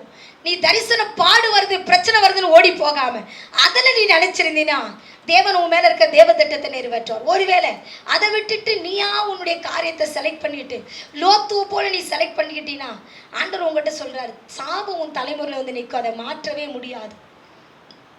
முடியாது. அதனால நீங்கள் என்ன பண்ணணும், நம்மளை ஒப்பு கொடுக்கணும். எனக்கு என்ன வந்தாலும் சரிப்பா, உங்க பாதையில நான் நடப்பேன். நம்ம எப்பயுமே ஆண்டர்கிட்ட தான் சொல்லணும், நான் என்ன வந்தாலும் நம்புவேன், யார் கைவிட்டாலும் உங்களை பின்தொடரும். பாட்டு பாடுறது மட்டும் இல்லை, எல்லாத்துலயும் அவர் பாதையில நடக்கும். ஆமேன் சொல்ல மாட்டேன்றீங்க? ஆமேன், ஆமேன், ஆமேன். என்ன வந்தாலும் எப்படிப்பட்ட சூழ்நிலை வந்தாலும் ஆண்டவருக்காக வாழணும். இப்படி வாழ உங்களை ஒப்பு கொடுத்தீங்கன்னா உங்க வாழ்க்கை பரிசுத்தமா இருக்கும். இல்லைன்னா உங்க வாழ்க்கையில சாபம் வர அதை மாற்ற முடியாது. ஆமேன், ஆமேன். நம்ம எல்லாம் கண்களை மூடி ஆண்டவர்கிட்ட சொல்ல போறோம், ஆண்டவரே, நான் என்ன பாடு வந்தாலும் என் வாழ்க்கையில, என்ன துன்பம் பாடி என் வாழ்க்கையில வந்தாலும் நீங்க நடத்துற அந்த விசுவாசத்துல நான் போனேன். கஷ்டம் வருது, அவமானம் வருது, நிந்த வருது, போராட்டம் வருதுன்னு சொல்லிட்டு நான் விட்டுட்டு போகக்கூடாது ஆண்டவர். நான் விட்டுட்டு போகக்கூடாதுப்பா, எனக்கு உதவி செய்யுங்க ஆண்டவர். விட்டுட்டு போகக்கூடாது ஆண்டவர். ஆண்டவரை பார்த்து சொல்லும், ஹல்லேலூயா, ஹல்லேலூயா. அப்பாவும் சந்நிதியில் தான் அகமகிழ்ந்து களி கூறுவே. உள்ளத்தின் ஆழத்திலிருந்து அப்பாவும் சந்நிதியில் தான். ஆமாண்டவரே,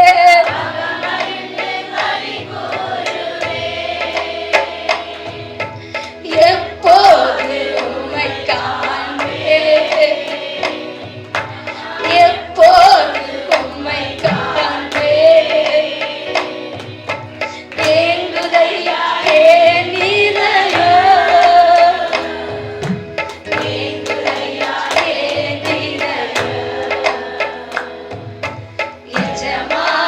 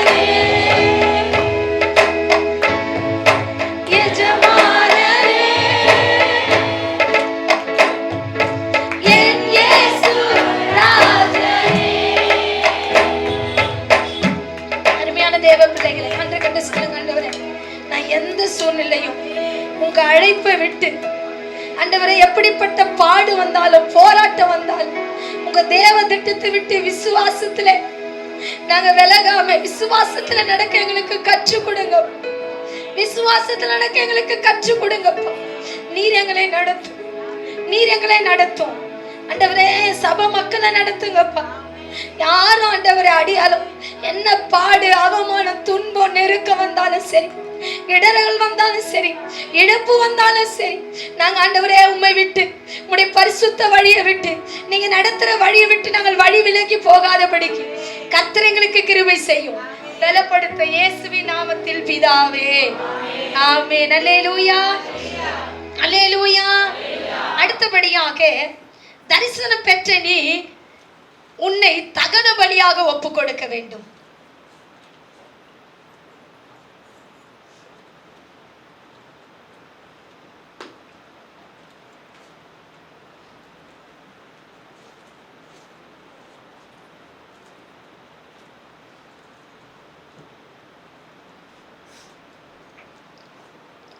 தரிசனம் பெற்ற நீ உன்னை தகன பலியாக கர்த்தரிடத்தில் ஒப்பு கொடுக்க வேண்டும்.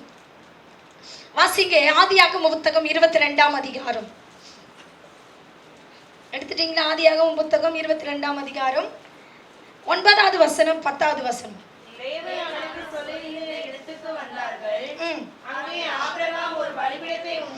அங்கே ஆபிரகாம் ஒரு பலிபீடத்தை உண்டாக்கி கட்டைகளை அடுக்கி தன் குமாரனாகிய ஈசாக்கை கட்டி அந்த பலிபீடத்தின் மேல் அடக்கிய கட்டையின் மேல் அவனை கிடத்தினான். பின்பு ஆபிரகாம் தன் குமாரனை வெட்டும்படி தன் கையை நீட்டி கத்தியை எடுத்தான். அல்லேலூயா, அல்லேலூயா. தரிசனம் பெற்ற நீ உன்னையும் உன் குடும்பத்தையும் தகன பலியாக ஆண்டவரிடத்துல ஒப்பு கொடுக்க வேண்டும். ஆமென், ஆமென். அருமையான தேவனுடைய பிள்ளைகளே, தகன பலி என்றால் என்னன்னா, உன்னை துண்டு துண்டு துண்டா வெட்டி உன்னை என்ன பண்ணோம், நெருப்புல எரிக்க வேண்டும். உச்சாந்தலேருந்து உள்ளங்கால் வரைக்கும் ஒன்று ஒன்றா என்ன பண்ணோம். நம்ம ஊரில் கூட இப்போ ஒரு பெரிய சம்பவம் நடந்துச்சு. என்ன பண்ண, உயிருக்கு மதிப்பு இல்லாமல் பண்ணிட்டாங்க. இப்படிலாம் உலகம் போயிட்டு இருக்குது. ஆனால் இங்கே வேதம் ரொம்ப தெளிவாக போட்டிருக்குது, உன்னை தகன பலியாக ஒப்பு கொடுக்கணுமா. எப்படின்னா, உன்னை கொஞ்சம் கொஞ்சமாக சதுக்கி முற்றிலும் நெருப்பில் எரிக்கப்பட்டு சாம்பலாக்கப்பட வேண்டும். நீ சாம்பலாக்கப்பட வேண்டும். சாம்பலாக்கப்பட்டு ஆசாரனுடைய கைகளிலே நீ காணப்பட வேண்டும். பாருங்க, இந்த தகன பலி என்பது என்னன்னு பார்த்தீங்கன்னா, லேவியராகமத்துல போட்டிருக்கோம். ஆசாரியன் என்ன பண்ணுவானா, ஒரு ஆட்டை எடுத்து பழுதற்ற ஒரு என்ன பண்ண, கால் நோண்டி கை நோண்டி எந்த முடமும் இல்லாத, கண்ணு தெரியாது, கால் உடஞ்சது, இதெல்லாம் என்ன பண்ண மாட்டாங்களா, செலக்ட் பண்ண மாட்டாங்க. தகன பலிக்கு பழுதற்ற ஒரு ஆட்டுக்குட்டியை, குறையில்லாத ஒரு ஆட்டுக்குட்டியை எடுத்து அதை துண்டு துண்டா வெட்டி அதை நெருப்புல போட்டு எரிச்சு என்ன பண்ணுவான்னா, ஆசாரியன் அதை சாம்பலாக்கி பலிபீடத்திலிருந்து எடுத்துக்கொண்டு ஆசரிப்பு கூடாரத்துல கொண்டு போய் கர்த்தர் சமூகத்தில் அதை வைப்பான். இந்த தகன பலி இடும்போது அவன் என்ன பண்ணுவானா, ஒரு வஸ்திரத்தை அணிந்து கொண்டிருப்பான். தகன பலி இட்டுட்டு அதை செஞ்சு முடிச்சிட்ட உடனே, பலி செலுத்தின உடனே ரெண்டாவது அவன் என்ன செய்வானா, இன்னொரு வஸ்திரத்தை உடுத்தி கொண்டு வந்து என்ன பண்ணுவானா, ஜனங்களை என்ன பண்ணுவானா, ஆசீர்வதிப்பான். என் ஆண்டவர் இயேசு கிறிஸ்து அப்படிதான் அடிமை ரூபம் எடுத்து தன்னை தகன பலியாக ஒப்பு கொடுத்தார். இப்போ தகன பலியாக ஒப்பு கொடுத்துட்டு பரலோகம் போயிட்டாரு. இப்ப ரெண்டாவது ஆண்டவர் ராஜாவாக ராஜாவின் வஸ்திரத்தை உடுத்தி கொண்டு மறுபடியும் இந்த பூமிக்கு வர போகிறார். ஆமென் சொல்லுங்களே. அல்லேலூயா, அல்லேலூயா. இன்னைக்கு கர்த்தர் அதுதான் உங்க கூட பேசுகிறார். தரிசனத்தை பெற்ற நீ உன்னை தகன பலியாக ஒப்பு கொடுக்க வேண்டும். உன் மாம்சத்தை, இங்க அழகா சொல்லப்பட்டிருக்குது, உன்னுடைய ஏக சுதன், உன் நேசகுமாரன், உன் நேசத்தை கடவுளுக்காக கொடுக்க வேண்டும். உன்னுடைய விலை மதிப்பான காரியத்தை கடவுளுக்காக கொடுக்க வேண்டும். ஆண்டவர் ஒருவேளை இது வேணான்னு சொல்றது, அது பெரிய லட்சம் கொடுக்கிற காரியமா இருந்தா கூட கடவுளுக்காக அதை நீ தியாகம் பண்ணணும். ஆமென், ஆமென். கடவுளுக்காக தியாகம் பண்ண வேண்டும். ஆசாரியன் அதிகாலையில் எழுந்து தகன பலி விட்டு அவன் ஒரு வஸ்திரத்தை போட்டுட்டு போயிட்டு அதை என்ன பண்ணுவான், பலி செலுத்துவான்.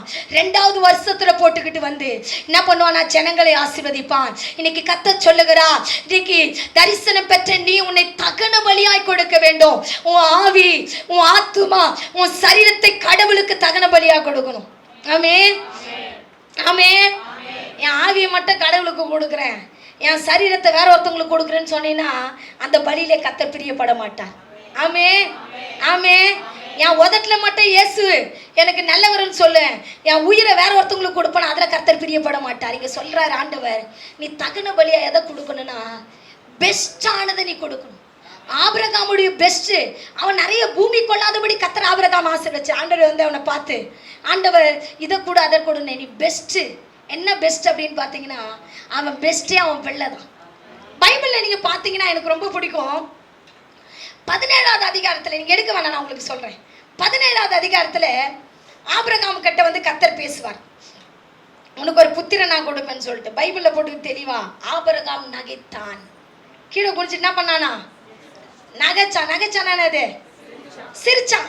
கேவலமா சிரிக்கிறான். வயசான காலத்துல எப்படி பிள்ளை பிறக்கும்ட்டு. 18வது அதிகாரத்துல யார் நகைச்சது, சாராள் நகைத்தாள். சாராளும் சிரிச்சா. சிரிச்ச உடனே ஆண்டவர் சொல்றாரு, உற்பத்தி காலம் வரும், நான் வருவேன். தேவதூதன் அவளை பார்த்து சொல்லிட்டு போனார். சாராள் சிரிக்கிறா. உடனே அவன் சிரிக்கலன்ட்டா. நீ 2 பேரும் வாக்கு தத்தத்தை கேவலமா நினைச்சு சிரிக்கிறீங்களான்னு சொல்லிட்டு எப்பயுமே சிரிக்கிறதுக்காக ஈசாக்க கர்த்தர் அவனுக்கு கொடுத்தார். ஆமென். ஈசாக்கு என்றால் என்னன்னா நகைப்பு என்று அர்த்தம். என்னை பார்த்து சிரிச்சிங்க, நீ எப்பயுமே சிரிச்சுக்கிட்டே இருன்னு சொல்லிட்டு ஈசாக்கை கர்த்தர் அவனுக்கு கொடுத்தார். இப்படி கொடுத்தும் வேதம் சொல்லப்பட்டது, அந்த சிரிப்பை கடவுள் அவங்ககிட்ட இருந்து வாங்குறதுக்கு நினைச்சிட்டார். கேட்கறவர் எப்படி கேட்கல, பிள்ளை கூடுன்னு கேட்கல, உன்னுடைய ஏகசுதன் நேசகுமாரன் உன் புத்திரன், உன் ஏகசுதன் நேசகுமாரன் எனக்கு பலியா கொடு அப்படின்னு கேட்டான். அருமையான தேவனுடைய பிள்ளையே, அவன் ஆபிரகாம் தன் பிள்ளை மேல நேசம் வைத்திருக்கிறதை கர்த்தர் கண்டுபிடித்தார்.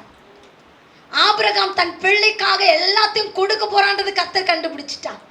ஆபிரகாம் ஆண்டவரை விட தன் பிள்ளையை அதிகமா நேசிக்கிறத கண்டுபிடிச்சிட்டார். அதனாலதான் இந்த வார்த்தையை கேட்டு சொல்லி கேட்டார் ஆண்டவர் அவனை பார்த்து. பாருங்க, ஆபிரகாம் தன் பிள்ளையை தகன பலியாய் ஒப்பு கொடுக்க முடித்த போதே அவர் கண்டுபிடிச்சிட்டாரு, இவன் தன்னுக்கு உண்டான பெஸ்டையே எனக்காக கொடுத்தான் என்று சொல்லி அங்க வேதம் சொல்லப்பட்டிருக்குது. ஆபிரகாமே உன் பிள்ளையான் மேல கையை போடாதே அப்படின்னு சொல்றார். அருமையான தேவ பிள்ளையே, இன்னைக்கு உனக்கு எது பெஸ்டா இருக்குதோ, ஆண்டவருக்கு பிடிக்கலன்னா அது ஆண்டவருக்காக கொடு. ஆண்டவருக்காக நீ கொடுத்தினா ஆண்டவர் உனக்காக கொடுக்கிறது ரொம்ப பெஸ்டா இருக்கும். ஆமென். ஆண்டவருக்காக தியாகம் பண்ணணும். நான் அடிக்கடி சொல்ற காரியம் தான். ஆண்டவருக்காக இந்த உலகத்துல எதை ஒன்னாலும் தியாகம் பண்ணலாம்.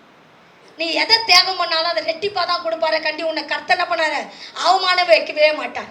இன்னைக்கு பாருங்க, உன்னை கருவில் தெரிஞ்ச ஒரு பாட்டு இருக்குது, கருவிலே என்னை கண்டவர் என்ன பண்ண மாட்டாரு, தெருவில் விட மாட்டாருன்னு சொல்லிட்டு. தகப்பனும் தாயை என்னை மறந்து போகலாம், என் சொந்த பந்தங்களும் மறந்து போகலாம், ஆனா எனக்கு கருவில் கண்டவர் என்னை மட்டும் என்ன பண்ண மாட்டாரு, தெருவில் என்னைக்குமே விட மாட்டாரா உன கடவுள். ஆமென், ஆமென், ஆமென். உங்களை தெருவில் விட மாட்டார். அதனாலதான் கடவுளுக்கு எப்பொழுதும் பெஸ்டானதை கொடுக்கணும். உன்னை தகன பலியா கொடுக்கணும், சாம்பலா ஒப்பு கொடுக்கணும். ஆவி ஆத்துமா சரீரத்தை சாம்பலா ஒப்பு கொடுக்கணும். அதுக்கு தான் நான் சொல்லுவேன், கர்த்தருடைய அந்த சட்ட திட்டத்தை நம்ம கட்டாயம் கடைபிடிக்கணும். ஞாயிற்றுக்கிழமை சாவர சூழ்நிலை கூட சர்ச்சைக்கு வரும், இங்க வந்து செத்து போயிடும். பாஸ்டம்மா பாரு என்ன சாவு சொல்றாங்க, எல்லாருக்கும் சாவு வரும். ஆமே, பேசுற எனக்கும் சாவு வரும், உட்கார்ந்து இருக்கிறவங்களுக்கும் சாவு வரும். ஆமே, ஒரு நாள் நம்ம எல்லாரும் போறோம். ஒரு ஆள் முன்னாடி போனா நம்ம பின்னாடி போவோம், போய் தான் ஆகணும்.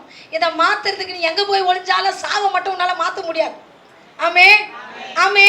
உலகத்தை எதை வேணாலும் சாதிக்கலாம், நம்ம மரணத்தை மட்டும் என்ன பண்ண முடியாது, நம்ம முடிவு கிடையாது. அது நம்ம என்னென்ன வாழலான்னு கற்பனை கோட்டலாம். அதை அழகா சொல்லுவாரு பார்த்து.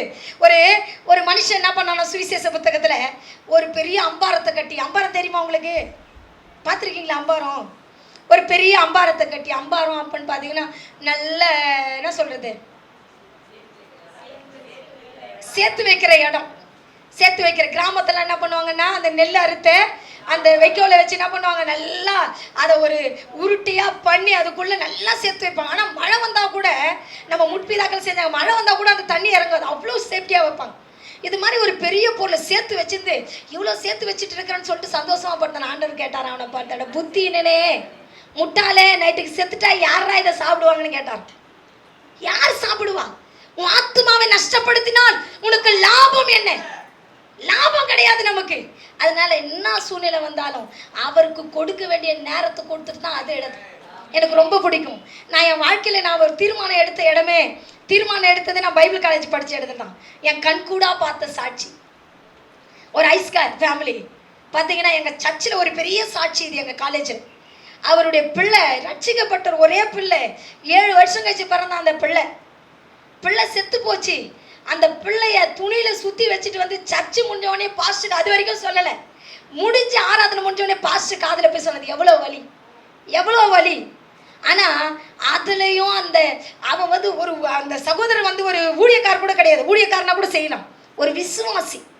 ஒரு விசுவாசி தன் பிள்ளையை கழுத்திட்டு வந்து செத்து போன பிள்ளையை கழுத்திட்டு சர்ச்சுக்கு வந்து உட்காந்துட்டு ஆராதனை பண்ணு. அந்த சபையில பார்த்தீங்கன்னா கிட்டத்தட்ட 1700 பேரும் உட்காந்து அழுதாங்க. இவ்வளோ ஒரு பெரிய சாட்சி அதனா கிடைக்குமா பாருங்க. அந்த பிள்ளை செத்து அதை நல்லா அடக்கம் பண்ணாங்க. கர்த்தர் கொடுத்தாரு, கர்த்தர் எடுத்துட்டான். என் அம்மான்னு கூப்பிட்றதுக்கு பிள்ளை பிறந்துச்சுன்னு அவங்க சொல்லிட்டாங்க. அது 1 வருஷத்துலேயே அவங்களுக்கு 2 பிள்ளையை கர்த்தர் கொடுத்தாரு. இன்னைக்கு அந்த பிள்ளைங்க ஊழியம் செஞ்சுட்டு இருக்குது. 2 ஆம்பளை பிள்ளைங்க இன்னைக்கு ஊழியம் செய்யுதுங்க. பாருங்க, நம்மளை கடவுளுக்காக நிற்கும் போது நம்மளை தலைகுனிய கடவுள் விட மாட்டார், பெஸ்ட்டாக தான் நிற்பார். நீங்க கேட்கணும் ஆண்டர்கிட்ட, நம்ம விருப்பத்தை நிறைவேற்றுன்னு ஆண்டர் சொல்றாரு. நம்ம ஆண்டர்கிட்ட சொன்ன, ஆண்டவரே எனக்கு மரணமே வந்தால் கூட நான் சர்ச்சில் போய் செத்துடுறேன். நான் செத்துட்டு என்ன பண்ணுவாங்க? என்னை பற்றி பெரிய சாட்சி சொல்லுவாங்க. பாரு என் விசுவாசி என்ன பண்ணுறாங்க, சர்ச்சில் வந்து செத்துட்டாங்க, அவங்கள நல்லா அடக்கம் பண்ணுறேன்னு சொல்லி. நீ எங்கே செத்தாலும் அடக்கம் பண்ணி தான் ஆகணும். தலையெழுத்து வேற ஒன்றும் மாட்ட முடியாது பாருங்க. ஆனாலும் சர்ச்சில் நான் ஒரு பெரிய சாட்சியாக நிற்பேன்னு சொல்லிட்டு என்ன நிலை வந்தாலும் சரி. நம்ம சிமியோன் பாஸ்டர் உங்களுக்கு தெரியும். சிமியோன் பாஸ்டர் என்ன பண்ணார் அப்படின்னா, அவருக்கு 3 நாளாக வயிற்றுப்போக்கு. 3 நாளாக என்னது வயிற்றுப்போக்குன்னா தெரியுமா? Loose motion. 3 நாளாக ட்ரிப்ஸ் ஏற்றி பார்த்தாரு, சரியாகவே இல்லை. பார்த்தீங்கன்னா வெள்ளிக்கிழமை ஆரம்பிச்சிச்சு. இந்த சனிக்கிழமை ஃபுல்லாக, ஞாயிற்றுக்கிழமை வெள்ளிக்கிழமை சனிக்கிழமை ஃபுல்லாக போயிட்டுச்சு. ஞாயிற்றுக்கிழமை வந்துருச்சு. அவர் என்ன திரும்ப பண்ணார், பேம்பஸ் போட்டு வந்து சர்ச்சில் வந்து உட்காந்தாரு. தெரியுமா? இதெல்லாம் அவரால் ஒரு 5 நிமிஷம் கூட நிற்க முடியாத ஒரு நிலை. அவங்க மனைவி தான் நடத்துனாங்க. அவர் ரெஸ்ட் எடுக்கணும்னா எடுத்துருக்கலாம்ல, நடத்துனாங்க. பேம்பஸ் போட்டுட்டு வந்து அது நான் கேட்டேன், எப்படி நான் உனக்கு எங்கள் அம்மா சொல்லி கொடுத்தாங்க. எங்கள் அம்மா இல்லை, அதனால் நான் கடைப்பிடிக்கணும். இதுதான் உண்மையான ஒரு பக்தி வைராக்கியம், உண்மையான கிறிஸ்தனுடைய அழகு. தேவனுக்கு தன்னை ஒப்பு கொடுக்கிறவன் முழுசா கடவுளுக்கு கொடுக்கணும். எப்படி கொடுக்கணும்? முழுசா கொடுக்கணும். இதை நீ கொடுத்துட்டீன்னா உன்னை ஆண்டவர் பெஸ்டா நிறுத்த வல்லவராயிருக்கிறார். ஆமென். வாசிங்களா, அடுத்த வசனம் வாசிங்கம்மா. அப்பொழுது அவர், பிள்ளையாண்டான் மேல் உன் கையை போடாதே, அவனுக்கு ஒன்றும் செய்யாதே, அவனை உன் புத்திரன் என்றும் ஏகசுதன் என்று பாராமல் எனக்காக ஒப்பு கொடுத்தபடியினால் இப்பொழுது அறிந்திருக்கிறேன் என்றார். அருமையான தேவனுடைய பிள்ளைகளை நல்லா பாருங்க. இங்க 2 சொல்றாரு. உன் புத்திரன் ஏகசுதன். எதை விட்டாரு ஆண்டவரிங்க? நேசகுமார். ஏன் நேசகுமார்னு விட்டாரு? ஏன்னா ஆபிரகாம் மேல நேசம் இல்லை. பாருங்க, கர்த்தர் மேல ஆபிரகாமுக்கு நேசம் வந்துருச்சு, பிள்ளை மேல இந்த நேசம் போயிடுச்சு. அதனாலதான் அதை விட்டுட்டாரு. ஏன்னா பிள்ளையை விட ஆபிரகாம் என்னை நேசிக்கிறான் என்பதை கர்த்தர் கண்டு கொண்டார். இன்னைக்கு ஆண்டவர் உன்னை குறிச்சு அப்படி சாட்சி கொடுக்கணும். நேசகுமார்னு விட்டாரு. ஆபிரகாமுக்கு கர்த்தருக்கு தெரிஞ்சிருச்சு, ஆபிரகாம் என் மேலதான் நேசமா இருக்கிறான், பிள்ளைய விட்டுட்டான்னு சொல்லிட்டு. இன்னைக்கு கர்த்தர் உங்களை பார்த்து சொல்றாரு, உன் நேசம் ஃபுல்லா அவர் மேல இருக்கணும். ஆமே ஆமே. அதான் ஒரு பக்தர் சொல்ல, என் ஆசையெல்லாம் என் இயேசுதானே, உன் பொன்முகத்தை நான் என்ன பண்ணணும்? பார்க்கணுமே. ஆமே. நம்ம ஆண்டவரை என் வாசல்லாம் அவரை பார்க்கணும். எனக்கு ரொம்ப பிடிக்கும். பவுல் சொல்றேன் பாரு, நான் எப்படியாக அவருடைய உயிர்த்தெழுதல்ல பங்கு பெற ஆசையா என்ன பண்றேன், ஓடுறேன்னு சொல்றான். நீ கூட அப்படிதான் ஓடணும். அன்றுக்காக ஓட என்ன பண்ணும்? கற்றுக்கொள்ள வேண்டும். நேசகுமாரன் இங்க சொல்லப்பட்டிருக்குது. இப்படி சொல்லிட்டு அவர் சொல்றாரு, ஆபிரகாம் தன் கண்களை ஏறெடுத்து பார்த்தபோது அடுத்த வசனத்திலே, இதோ பின்னாக புதரிலே கொம்புகளால் சிக்கிக் கொண்டிருந்த ஒரு ஆட்டுக்கடாவை அவன் கண்டுபிடித்தான். ஆமென், ஆமென்.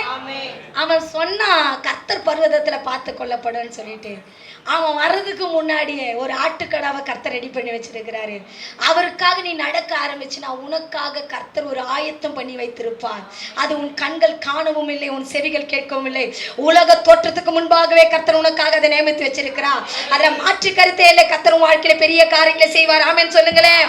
ஆமென், ஆமென். இப்படி அவன் என்ன பண்ணானா அதை எடுத்து பலி செலுத்தினா. இந்த இடத்துக்கு ஆபிரகாம் இந்த இடத்துக்கு என்ன பெயர் வச்சான்? யெகோவா ஈரே என்று பெயரிட்டான். அது முதல் கர்த்தருடைய பர்வதத்துல பார்த்து கொள்ளப்படும் என்று இந்த நாள் வரைக்கும் இது சொல்லப்பட்டு இருக்கிறது. ஆமென் சொல்லுங்களேன்.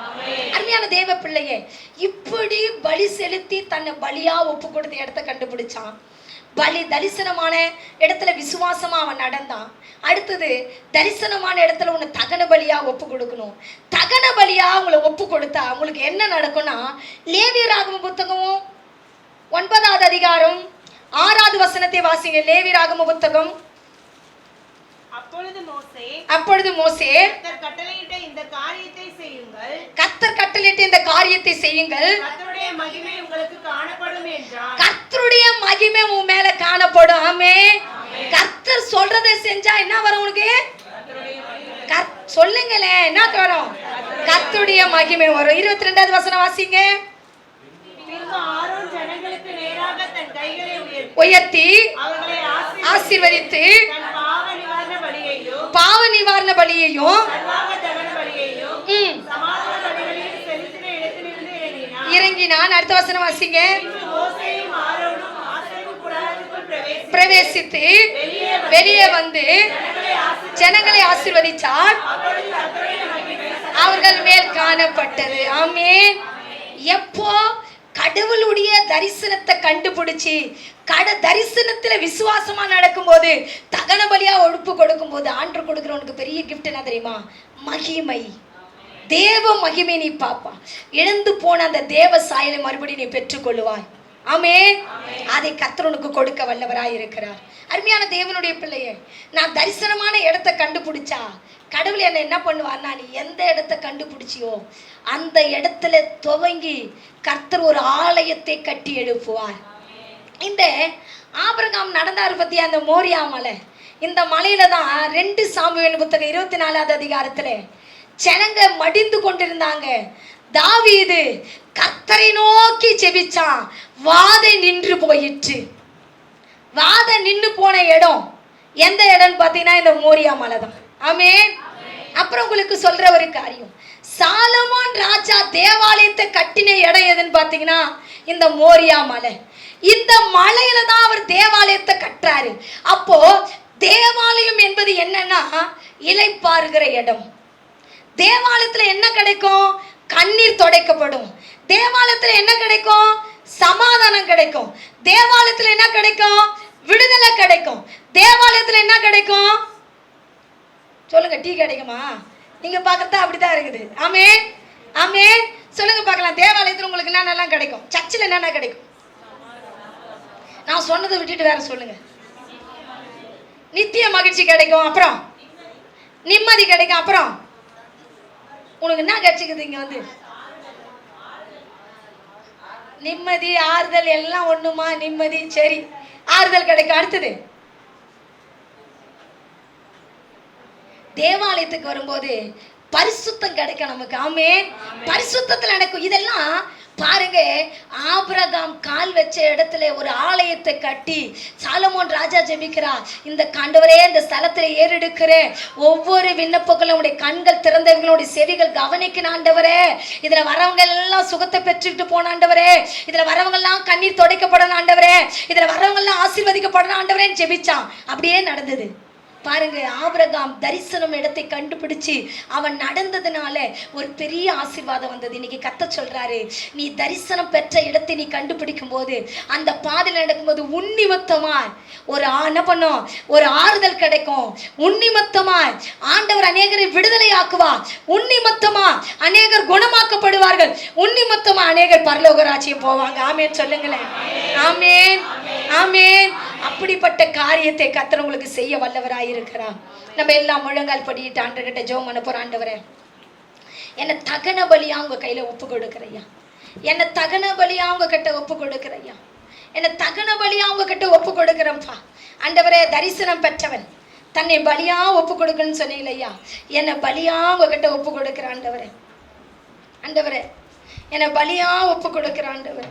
என்னை பலியாய் ஒப்பு கொடுக்குறான். ஆண்டவர்கிட்ட சொல்லும், ஹல்லேலூயா ஹல்லேலூயா. மை துதிக்கிற ஆண்டவரே, துதிக்கிற ஆண்டவரே.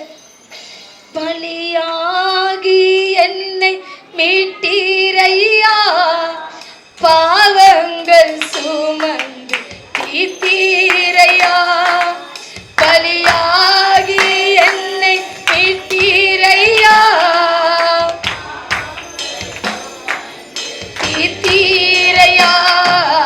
ஒளியா வந்தீரையா ஐயா, ஒளியா வந்தீரையா. அப்பா, உம்மை நேசிக்கிறேன், ஆர்வமுடன் நேசிக்கிறேன். அப்பா, உம்மை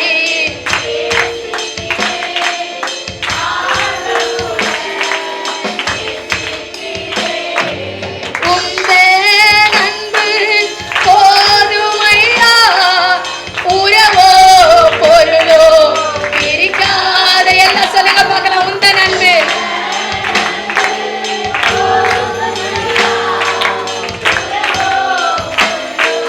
பிரிக்காதையா. என் நேசர் நீர்தானையா ஐயா, என் நேசர் நீர்தானையா. அப்பா, உம்மை நேசிக்கிறேன்,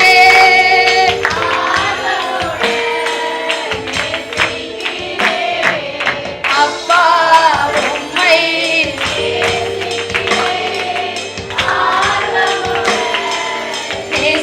நேசிக்கிறேன். கண்ணீர் துடைக்கும் காருண்யமே, மன்னித்து மறக்கும் தாயுள்ளவே.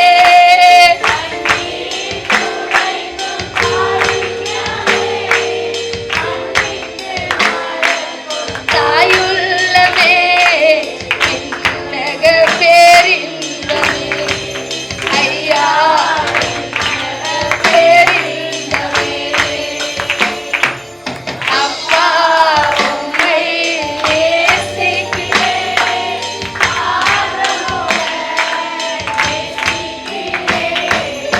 அப்பா, உம்மை நேசிக்கிறேன், ஆர்வமுடன் நேசிக்கிறேன். உந்தன் அன்பு போதுமையா, உறவோ பொருளோ பிரிக்கா. அது மாதிரி ரெண்டு கை தட்டாது, ரெண்டு கை தட்டாது.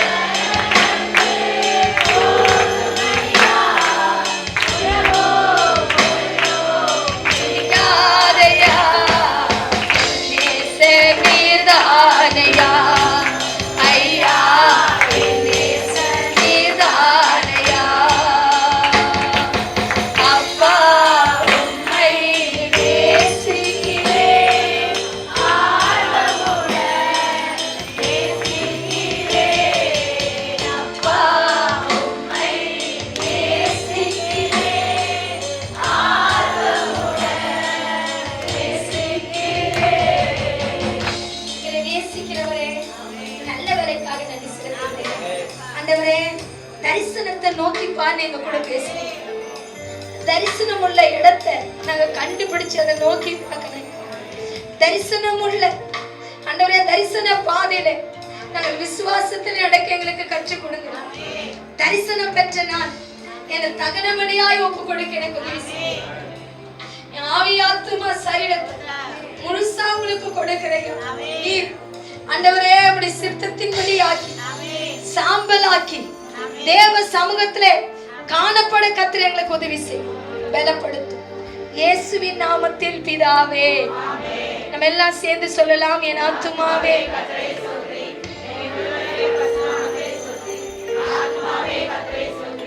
அவர் செய்த சகல உபகாரங்களை மறவாதே.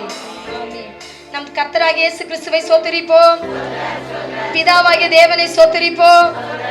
திருத்துவ தேவனாகிய பரிசுத்த ஆவியானவரை ஸ்தோத்திரிப்போம். அல்லேலூயா, அல்லேலூயா. ஒரு வாழ்த்து சொல்லுங்க. கர்த்தர் உங்களை ஆசீர்வதிக்க வல்லவராய் இருக்கிறார்.